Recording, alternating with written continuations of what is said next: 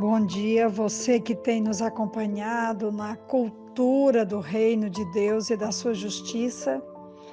Hoje nós queremos continuar falando sobre os frutos. Queremos falar que, como filhos e filhas de Deus, nós precisamos frutificar.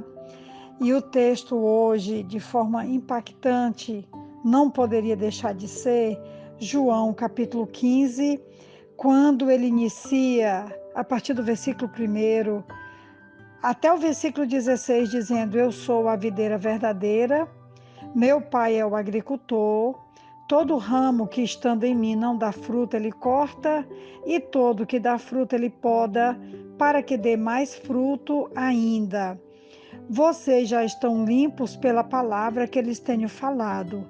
Permaneçam em mim e eu permanecerei em vocês. Nenhum ramo pode dar fruto por si mesmo, se não permanecer na videira.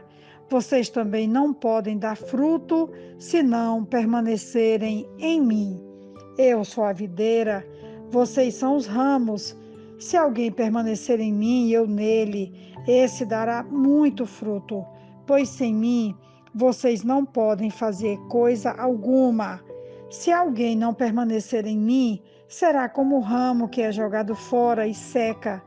Tais ramos são apanhados, lançados ao fogo e queimados.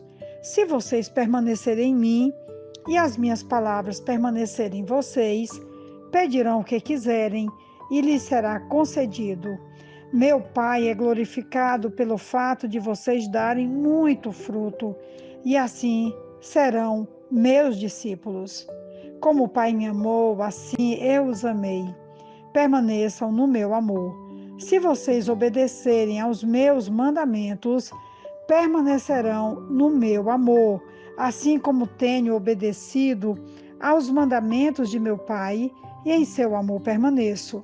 Tenho-lhes dito estas palavras, para que a minha alegria esteja em vocês e a alegria de vocês seja completa. O meu mandamento é este: amem-se uns aos outros como eu os amei.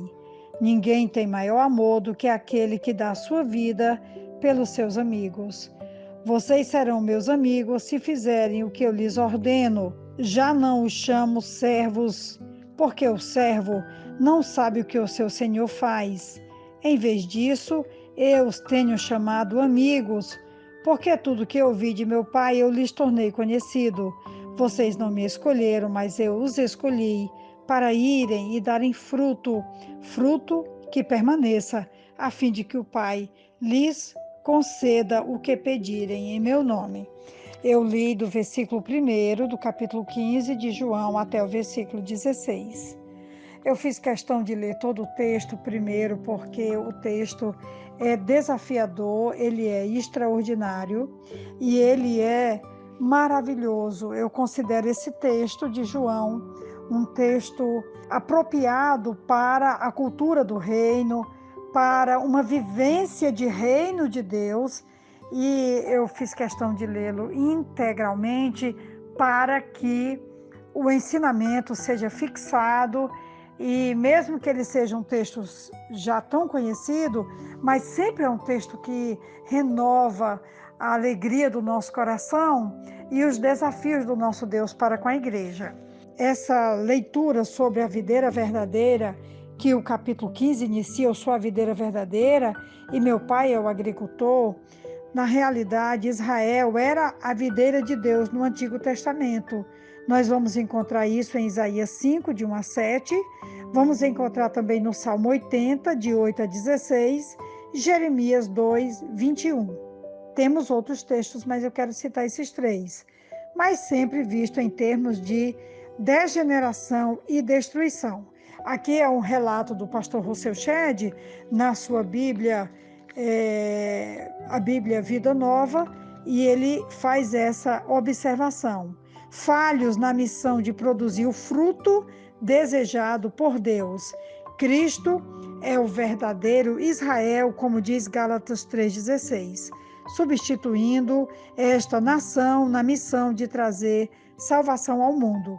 A videira de João 15 equivale ao corpo de Cristo nas epístolas de Paulo. Ele vai falar muito sobre fruto, nós estivemos falando sobre os frutos lá de Gálatas 5, 22.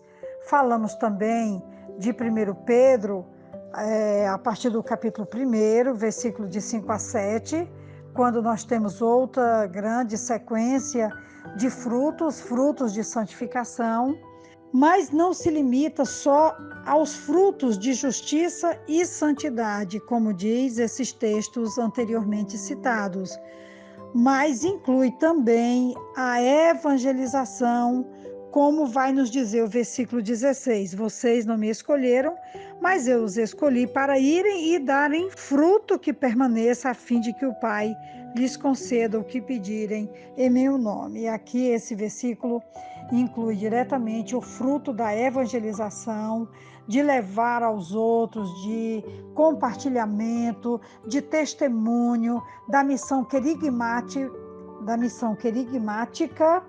tanto da igreja como de cada crente, de cada servo.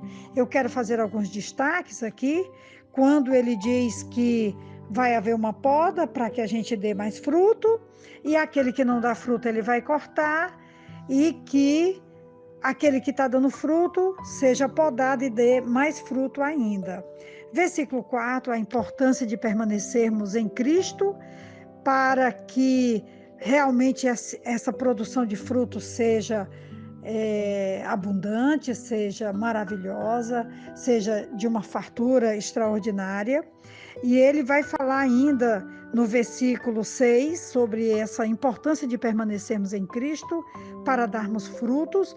Ele diz: se alguém não permanecer em mim, será como o ramo que é jogado fora e seca, e tais ramos são apanhados, lançados ao fogo e queimados. E no versículo 7, ele vai dizer: se vocês permanecerem em mim e as minhas palavras permanecerem em vocês, pedirão o que quiserem e lhes será concedido. Então, nós temos aqui todos esses versículos nos chamando para permanecermos em Cristo, e assim nós vamos poder dar muitos frutos para a glória de Deus.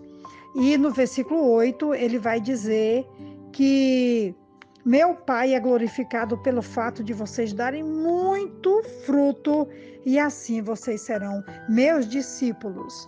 No versículo 10, ele vai dizer: se vocês obedecerem aos meus mandamentos, permanecerão no meu amor, assim como tenho obedecido aos mandamentos de meu Pai, e em seu amor eu permaneço. Eu quero já caminhar para a conclusão dessa reflexão, dizendo que essa alegoria, que se torna uma realidade em Cristo, porque ele dá o fruto da salvação, o fruto da obediência, o fruto de nos levar para Deus, de volta para Deus, se tornando o caminho que é o único caminho que nos leva de volta para Deus, e que ele nos inspira a darmos frutos que vai além da santidade, frutos que vai além da evangelização, frutos também de obedecermos para a glória do nome de Jesus.